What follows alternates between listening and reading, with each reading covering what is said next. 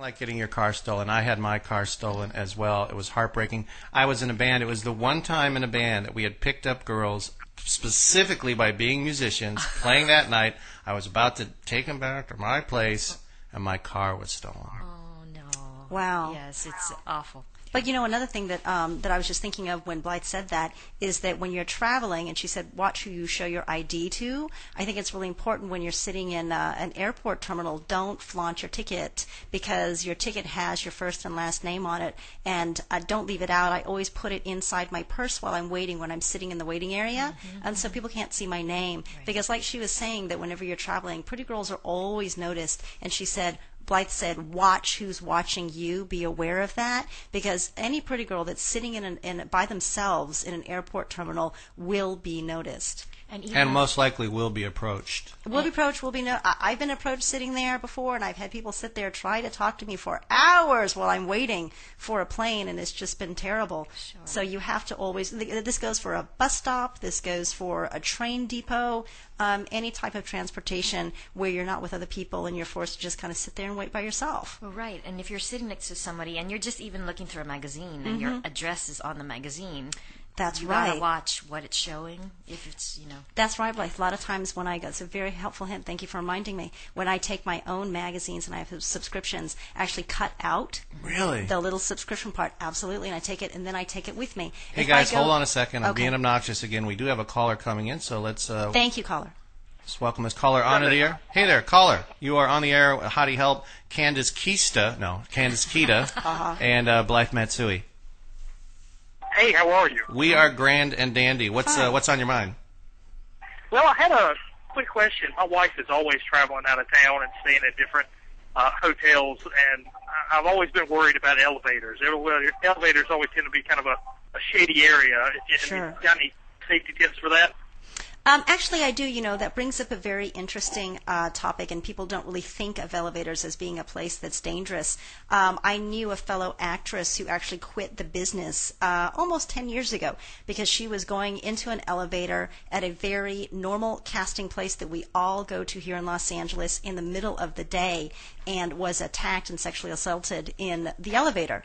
And as a result, she quit the business. It was awful. So I always say what you should do is always board an elevator last, select your floor button last. And this gives you the option, if at the last minute you feel funny, if somebody is in there making you uncomfortable, if you and only one other person are in there, you can get off. And there's always a thing, it's called courtesy bias, and I tell people this, that you feel obligated to the other person and don't want to hurt their feelings and therefore feel like you should stay in the elevator. It does not matter. If someone is making you feel uncomfortable, it is better for you to bypass that elevator altogether and wait for another one. Even if you are in that elevator and that person, you just get a funny vibe, step off the elevator. Even if you have to say, oh, I'm sorry, I just forgot something, or I'm on the wrong floor, or don't say anything and just get off. Don't worry about what that person is thinking about. You don't realize how much I've exploited courtesy bias in my life. Sure, guys, I'm sure. I can do the sad puppy eyes, like, absolutely. Really, you're not getting on the elevator with thank you. me? But well, because people realize, you actually bring up a good point. I know you're being funny, but people don't realize that women are conditioned to be nice, to be kind, to be polite. Well, of course you are. What else? How else can we get along in this world? Right. How else could I survive? Anyways, we're conditioned to be genteel, and therefore we don't want to upset anybody. But if somebody's making you uncomfortable, even at the last possible moment, you need to get off. Do not worry about courtesy bias. Also, when you get off on your floor, say you're at a hotel, or if you're corporate housing like Blythe was, all you need to do is watch behind you when you go to your hotel room to make sure somebody is not following you, so they see what room you're at. It's better for you if you feel like somebody's following you. Don't go to your door. Bypass your door, continue going past your door, go back to a place where there's more people so you're not by yourself. And then also when you get off on your floor, if somebody is making you uncomfortable and they decide to get off with you, don't get off. Because you can go from an elevator full of people to just you and one other person on a deserted floor very quickly. So you have to think of these things ahead of time. You know something? Let's say you've done everything right and you're on that elevator and you're getting a bad vibe.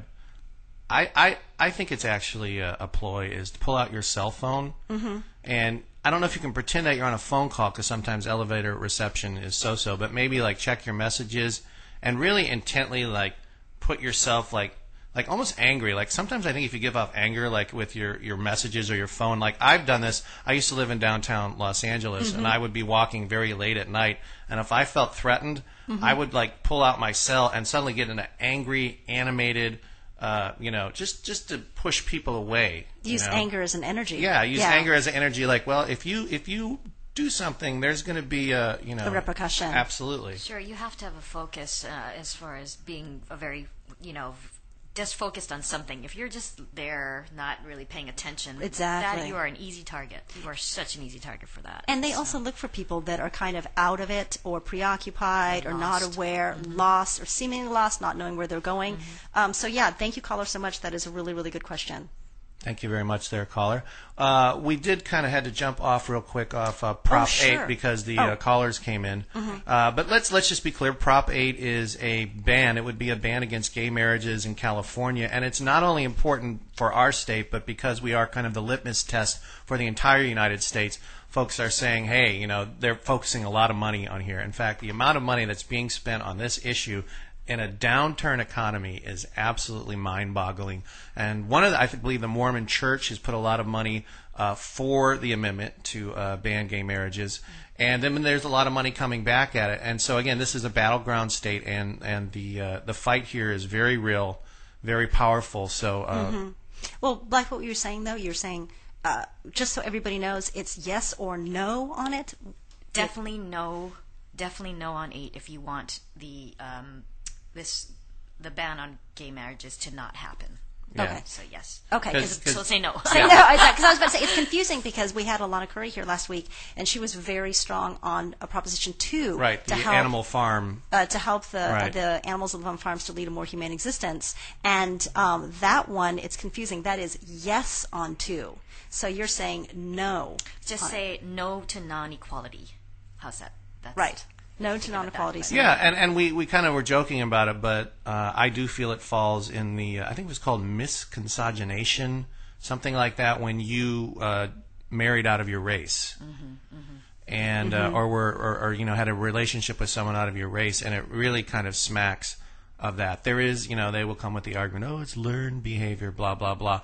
But, really, who cares? Yeah. I mean, in the year 2008, who cares? I think that it's my opinion that we're going to look back 50 years from now and realize how prejudiced and archaic it was, just like we look back, 40, 50 years ago now, and how the two water fountains, one for white and one for black, was or internment, the Japanese internment. Sure, in the 1940s, the Japanese internment, and how they were saying that they were not American citizens and were a danger, and how at the time that was the current, paradigm and thought, but now we look back and realize how absolutely wrong that was. I hope people can look ahead now and project and realize that this is wrong as well. Sure. Yeah. That's my own opinion. And what I always tell my friends who are, kind of further to the right on the old political dial, sure. I'm like, look, as a person who's a right-winger, you love money, right? Money is good.